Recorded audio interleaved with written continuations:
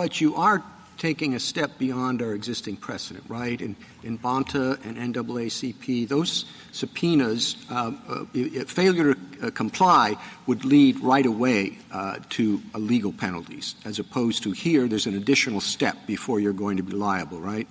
So that is true, Your Honor, but I don't think that matters either under associational harm or under pre-enforcement review. The question for associational harm is whether a reasonable nonprofit organization or a reasonable donor would have been chilled. The Attorney General concedes that's the test at his brief, page 20.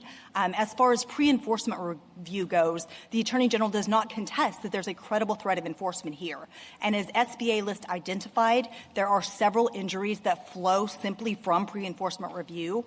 One of those is the burdens, the time and resources spent on litigation. The second is the possible imminent order of disclosure.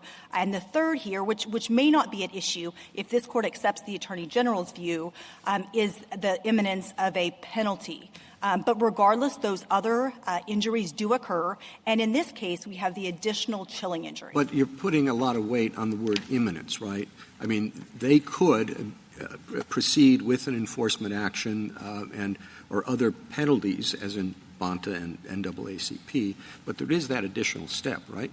Not at all, Your Honor, not before an enforcement proceeding. There's no question the enforcement proceeding threat is credible. The Attorney General has, in fact, entered enforcement proceedings. He has entered a motion for sanctions over First Choice's attempt to protect its donor names. And in fact, 12 briefs have been filed at the state trial court, demonstrating the enormous burden that state enforcement alone can cause on a nonprofit organization like First Choice.